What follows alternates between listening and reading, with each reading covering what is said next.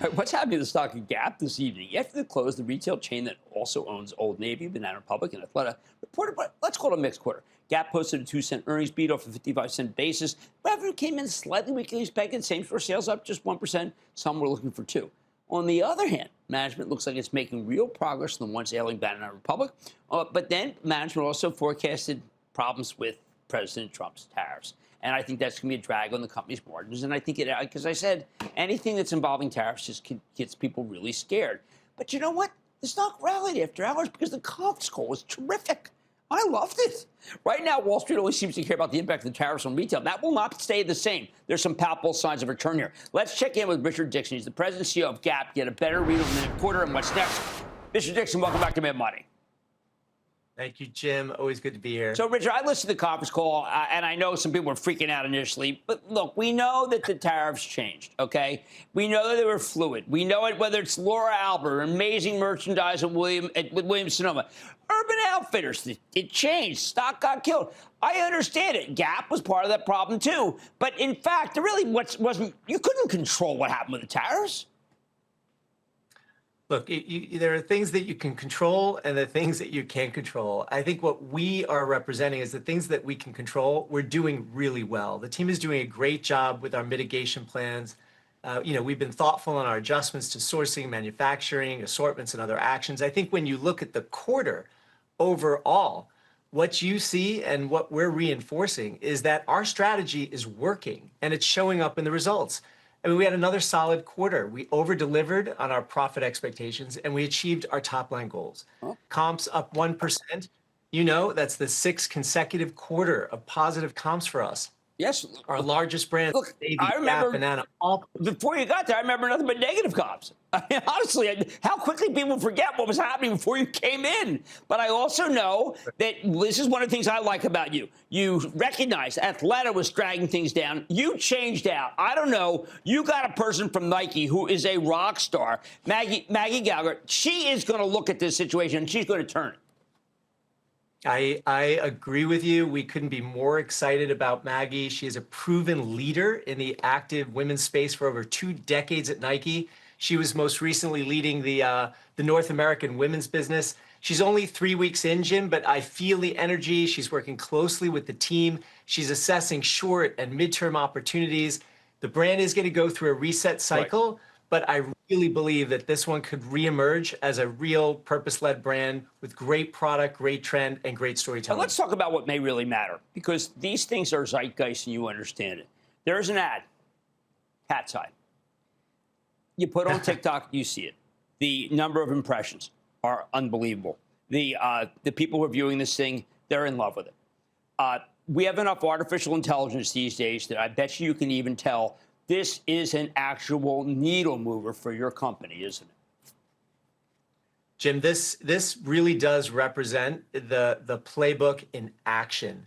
It's working. This is just the latest example. Our Better in Denim campaign, which we just launched last week, as you called out, starring Cat's Eye, it's driving record-breaking responses for the brand. I mean, early reads on this one, it is in striking range, I'd say, of being one of the most iconic brand campaigns, certainly in our history, but out there overall. People aren't just watching it, they're actually actively engaging. It's suggesting that this is a cultural takeover, not just a advertising campaign. Denim story, everyone want to be part of. We have social, full sororities are playing it back for us. And we have 20 million views we had in the first 3 days. Over 400 million total views, 8 billion impressions, and get this one, Jim, we are the #1 search on TikTok.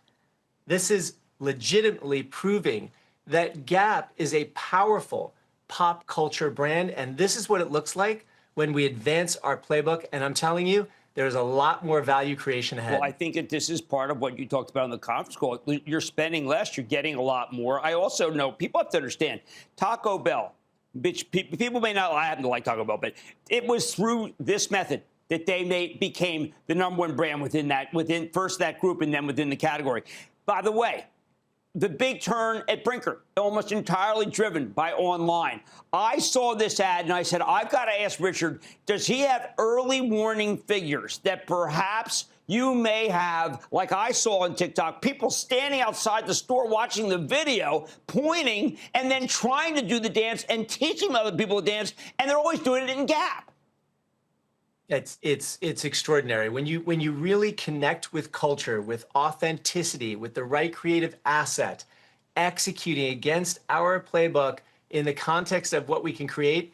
It's amazing and unbelievable. And I really do believe, as you've seen, the sequential order of our progress, this is just another marked moment of the progress that we're making.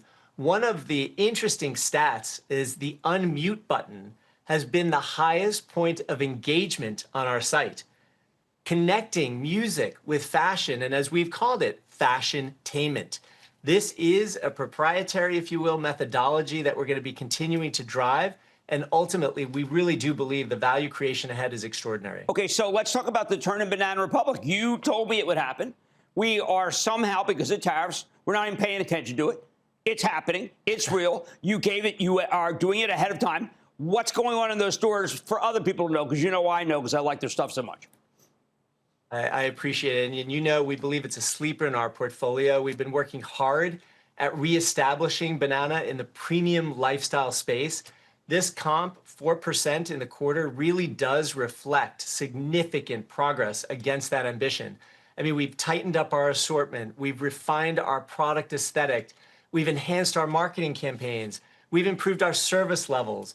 We've worked on fit and function. We've found the right price value equilibrium to drive consistency.